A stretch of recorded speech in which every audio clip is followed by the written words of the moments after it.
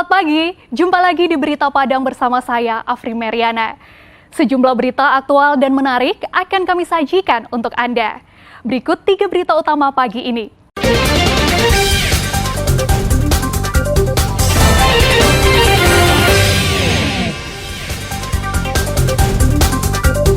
Banjirop rendam puluhan rumah di Berok Nipah.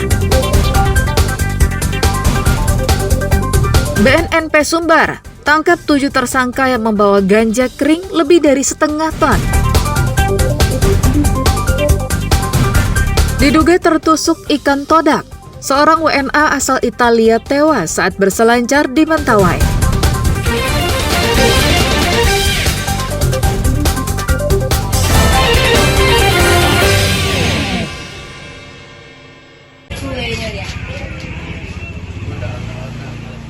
Puluhan rumah di Kelurahan Berok Nipah, Kecamatan Padang Barat, Pusat Kota Padang, terendam banjir rob sejak 3 hari lalu.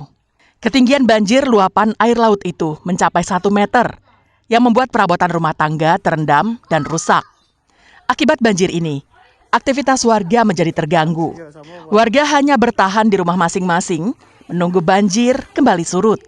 Sedikitnya, sekitar ratusan kepala keluarga yang terdampak banjir rob tahun ini. Warga berusaha memindahkan barang-barang rumah tangga mereka ke tempat yang aman, terutama barang-barang elektronik agar tidak rusak. Sudah hari yang ketiga ini. Ketinggian kurang lebih tinggi 1 meter ya. Di awal barusan 3 hari yang lalu. Jadi tinggal 2 hari, lebih biasa 5 hari. Ya tahunan.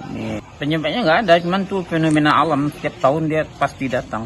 Nggak ada, cuman berupa kali kecil gitu di belakang sini. Cuman sumber dari laut, ya pasti. 1000 kakak ada ini. 1000 kakak? 1000 kakak ada yang kena di sini. Ini daerah yang paling parah ini. Udah pasti yang nggak sempat dinaikkan ya basah, hancur. Hancur ya? Hancur. Kawasan Berok merupakan daerah langganan banjir rob yang terjadi 2 kali setahun sejak 1/4 abad yang lalu. Peristiwa ini selalu terulang karena tidak ada solusi yang dilakukan pemerintah Kota Padang untuk mengatasinya. Banjirop kali ini bersamaan waktunya dengan bulan purnama, yang menyebabkan pasang naik air laut lebih tinggi dari biasanya. Alfi melaporkan dari Padang.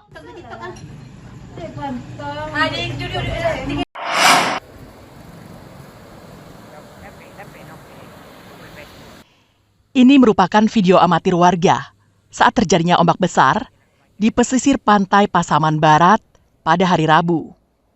Akibatnya, belasan perahu nelayan di 2 nagari, yakni Nagari Ranah Pasisia Kecamatan Sasak Ranah Pasisia dan Nagari Air Bangis Pasaman Barat, rusak dan hanyut.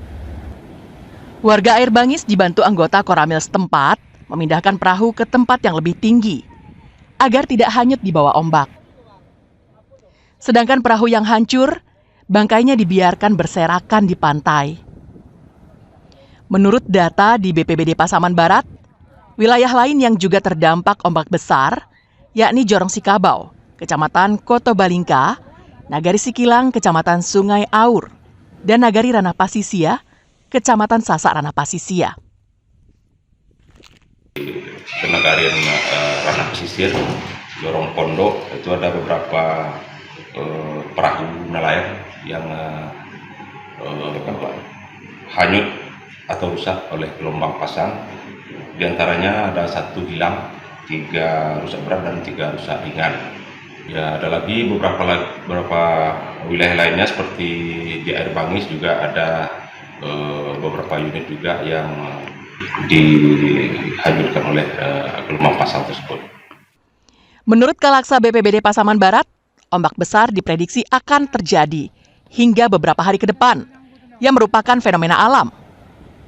Gelombang tinggi terjadi karena kondisi pantai barat Sumatera Barat saat ini memasuki periode angin tenggara atau muson tenggara yang menyebabkan kecepatan angin yang bertiup di atas permukaan laut cenderung meningkat dibanding kondisi normal.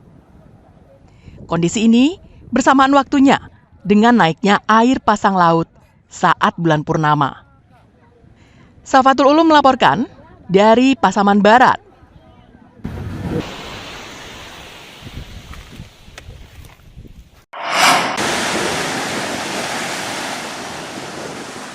Sejumlah perahu nelayan di kawasan Purus, Kecamatan Padang Barat, pusat Kota Padang, hanya bersandar di pinggir pantai pada Sabtu pekan lalu. Nelayan tak bisa melaut dikarenakan gelombang tinggi yang terjadi selama 3 hari terakhir.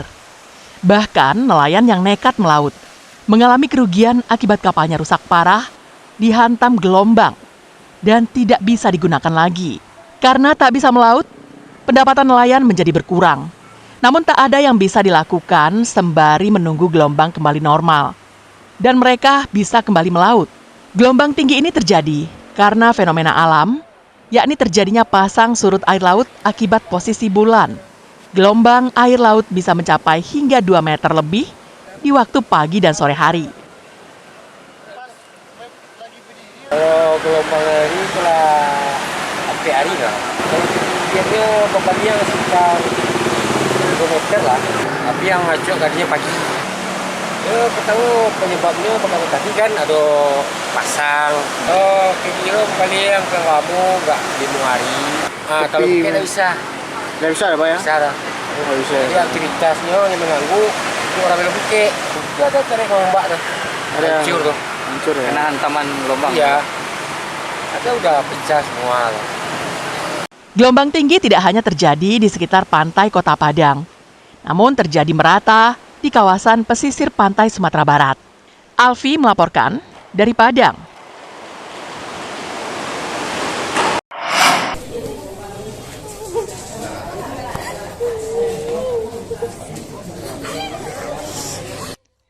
Suara tangisan pecah dari belasan warga Padang Taro, Kecamatan Kamang Baru, di Pengadilan Negeri Sijunjung.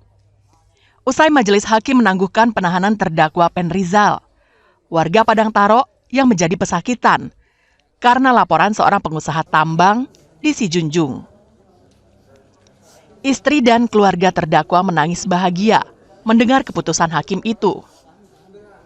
Agenda sidang lanjutan kasus penghalangan jalan umum dengan terdakwa Pen Rizal adalah pemeriksaan saksi-saksi. Dalam sidang itu, sebanyak 3 saksi dihadirkan jaksa penuntut umum untuk memberikan kesaksian di hadapan majelis hakim. Satu persatu saksi yang telah disumpah memberikan kesaksiannya dari awal permasalahan hingga tindak pidana yang disangkakan kepada terdakwa. Dalam penundaan sidang sebelumnya, yaitu pada hari ini sidang untuk terdakwa atas nama Pen Rizal masih mendengarkan keterangan dari para saksi-saksi. Sebagaimana tadi rekan-rekan media yang juga ada bersama-sama kami di ruang sidang mengikuti persidangan, kita tadi telah mendengarkan keterangan 3 orang saksi, yang mana keterangan 3 orang saksi tersebut sebagaimana sama-sama kita dengarkan, alhamdulillah semua mengarah mendukung ke arah dakwaan kami yang mengatakan bahwa perbuatan itu ada. Humas Pengadilan Negeri Sijunjung mengatakan, setelah mendengarkan keterangan saksi, akhirnya Ketua Majelis Hakim menangguhkan penahanan terdakwa. Keputusan itu berdasarkan pertimbangan Majelis Hakim bahwa terdakwa tidak akan melarikan diri, tidak akan menghilangkan barang bukti, serta dijamin keluarganya.